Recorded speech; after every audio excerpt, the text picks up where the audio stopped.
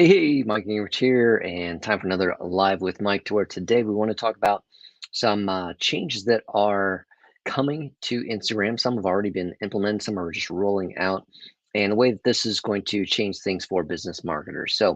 One of the reasons we talk about Instagram is just because of its growth and popularity. So, just tons of people are on Instagram. It is largely spanning all age demographics, except for maybe the top tier, the oldest. And it is a place where businesses can get seen, be seen, whether that is through their own Instagram business profile or through also interactions with other co-creators and influencers. So maybe you've seen Instagram, but you need to be aware that Instagram is not just posting photos any longer at whatsoever. But one of the most popular features is stories, those little circle bubbles at the top, and all the different pieces you can do there. But there's some changes coming to Instagram that are important to note. So we want to cover a few of those today. And one of those is the ability to like stories. So just another feature within stories. Again, those are those circle bubbles at the top where you can put in still images, but don't generally do that. You want to put in a little more interactive piece because they can give you little 15-second video clip pieces that you can put in there. Then you can use their different tools to ask questions, add GIFs, add animation, add music to different posts to really create um, quickly with the tools there something that is uh, visually stimulating and attractive.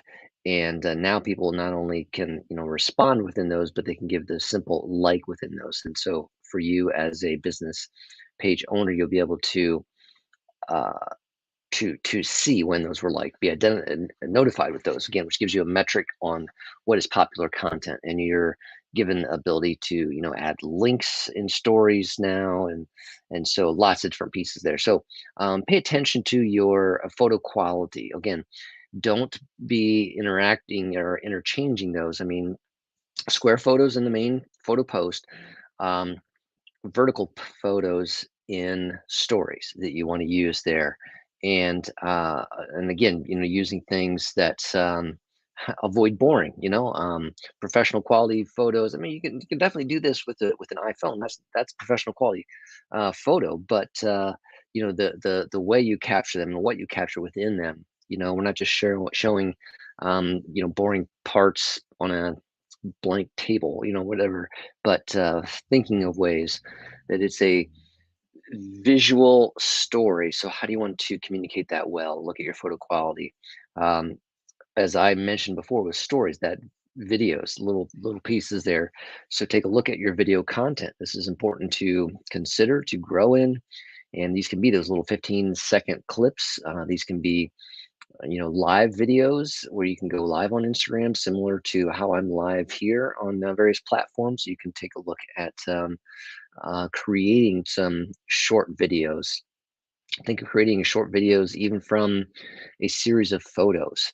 But video content is getting more and more traction on Instagram. One of the key pieces for that is Reels. So remember, I talked about there was post, there's stories, there's live, and there's also Reels. So you have at least four different areas within that. And one of the fastest growing areas is Reels. That's kind of the TikTok-esque feature within Instagram, and Reels is capturing more and more attention. Instagram is changing kind of the algorithm. They're inserting Reels to encourage you to look at them within the post feed, and so that's an important new factor. Again, shorter videos, generally vertical. But those kind of pieces are more interactive, more capturing attention. And again, they're giving you tools to help customize those things.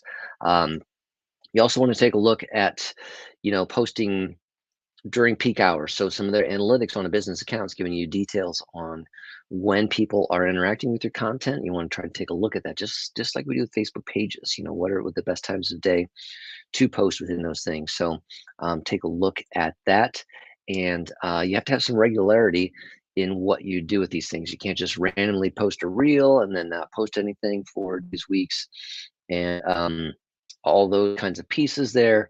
So be aware of what you want to do with that, and think of a plan that is regular, that is proactive.